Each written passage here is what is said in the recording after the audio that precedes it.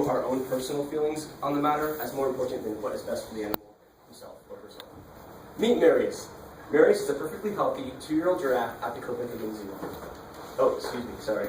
Marius was a perfectly healthy 2-year-old giraffe at the Copenhagen Zoo before he was shot and killed by zookeepers, then publicly dissected and fed to the zoo's lions and other large cats. And for the next few minutes, I am going to convince you that when it comes to the overall welfare of their animals, this is what US zoos should be doing, rather than what they are doing right now. Well, maybe minus letting kids watch. Let's catch that. Anyway, before we get ahead of ourselves, why? Why was Marius killed, and what is the ethical issue here? So let's back up a little bit. Zoos need to have breeding programs. They need to make baby animals in order to produce the next generation of animals and stay in business, okay? So through these breeding programs, sometimes surplus animals occur. And surplus animals are bad for the zoo because, well, one, they cost more money to take care of.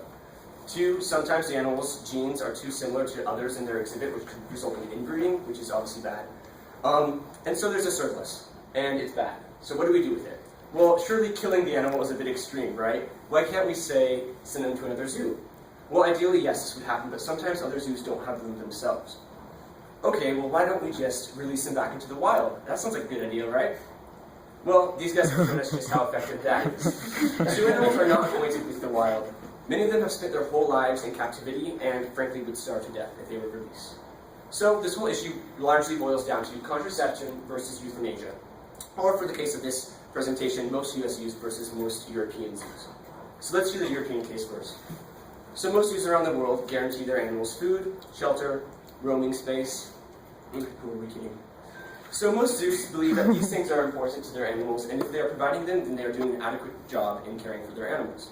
However, most European zoos also believe that animals have the right to reproduce, something that birth control obviously prevents. As stated by Bengt Holst, Director of Conservation for the Copenhagen Zoo, we have already taken away their predatory and anti-predatory behaviors. If we take away their parenting behavior, they have not much left. He's kind of right if you think about it. Zoos take away most of their animals' natural behaviors. Zoos that euthanize their surplus animals are actually have a more organic approach to dealing with their surplus animals than those who use contraception. Speaking of contraception, let's take a closer look at that. So in the US, contraception mostly comes down to 2 forms: surgical and hormonal. Surgical being castrations and vasectomies, and hormonal being oral steroids and embedded capsules. Surgical, obviously a very effective form of birth control. It can also lead to reduced testosterone levels in the male, which can adversely affect group dynamics in the exhibit, specifically if those groups exhibit hierarchical structures. Hormonal obviously also changes the hormones in the animals, but they can also have other negative effects such as gastrointestinal hemorrhages and infections. Sometimes the hormonal contraception doesn't work and the baby can be born with very serious birth defects. And also sometimes the animals just don't like the taste of their food when it's laced with oral steroids, so they won't eat it, and that can result in malnutrition.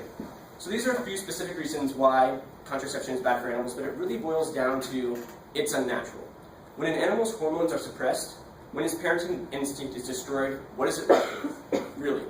When you go to a US zoo, you aren't looking at an animal. You're looking at a shell of what it once was and what it should be. Because think about it. All of this has already been taken from them, from the zoo. So euthanasia, believe it or not, actually preserves some of the non-shell parts of the animal. The parts that we should care about when we visit the zoo. And if the cost of this is Marius' life, then I'm okay with that, and I hope you are too. Thank you.